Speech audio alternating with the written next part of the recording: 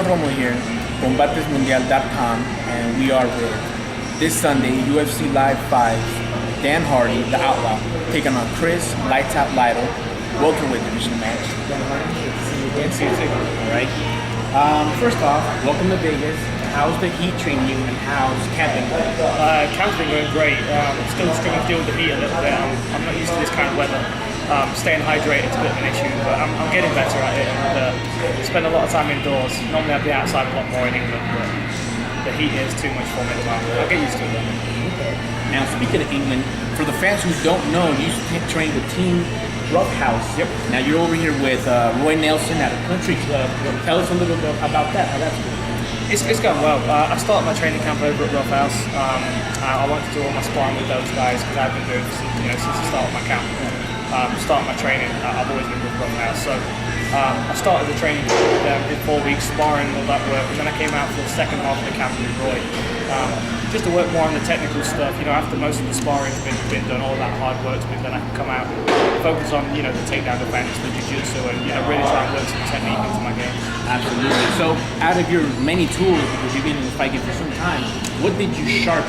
Was you already successful? What did you work on specifically for Chris Lytle? Well, the thing is, with training over in the UK, it's very difficult to find a gym that you can go to that incorporates everything into one training session. So I would do my striking at one gym, then go and do jiu-jitsu at another.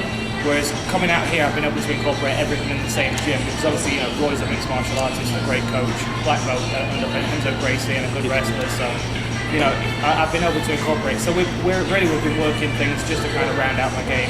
Not necessarily anything specific for Chris Lytle, that's more of the striking side of the game, but just round out my game so I'm getting used to being on the ground and not only working for submissions, but working to get on top and get back onto my feet. And then when I am on my feet, working to stay on my feet and not get taken down. Absolutely. I mean, you have a tremendous submission defense, but your Achilles heel might have been wrestling. Yeah. Have you worked on that? And obviously with Roy in the ground game, we know that he has no problem being on the ground. Has that been a good a resource for you? It does, just yeah.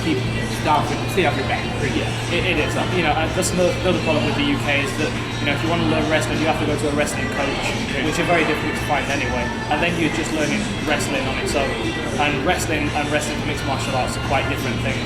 So you have to cut a lot of things out that you would learn in a wrestling session to use it in mixed martial arts. Whereas with Roy, he's been able to teach me wrestling specifically for mixed martial arts because I'm not going to go to the Olympics anytime soon to wrestle, so all I need to know is how to wrestle for mixed martial arts, which is what I've been doing.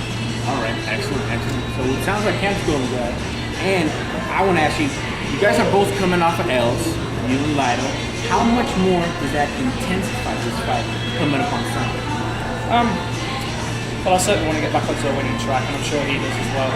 I think we're both in different positions in our career, though. I think, obviously, he's 37 this week, and he's looking at moving into politics and things like that. So maybe he's not as urgent about getting back on the ring as I am, which I think is going to be the edge of the fight. For me, it's important. I need to get up and win. I don't feel myself if I'm coming off a loss, and I've had a bit of a bad run at the moment. The first time in my whole career that I've been in this situation, it's a very, very strange position to be in.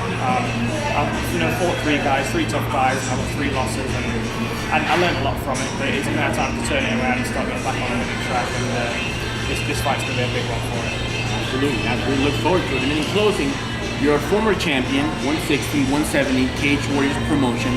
You have been a title contender. You've headlined UFC 111 with Georges St. Pierre. How does it feel to headline again this Sunday in Wisconsin? I'm excited, and to be headlining with a guy like Chris Lytle as well. We know that we can finish the show on a big fight. It's a great card. There are a lot of good fights on the card, obviously. Ben Henderson and Jim Miller's going to be a great fight. A lot of title connotations in that fight as well. So, that's a great fight. But to finish with me and Chris Lytle at the main event, it's going to be an explosive fight. The fans are going to love it, and I'm just excited to be in that position on the card. I think we're both fortunate to be there. Absolutely. Don't forget, Sunday, UFC Live from Wisconsin, Dan Hardy versus Chris Lytle. Good luck, and we look forward to it. Thanks. Good talking to you. Thank you. For Combates Mundial, Armando Romo. Thank you.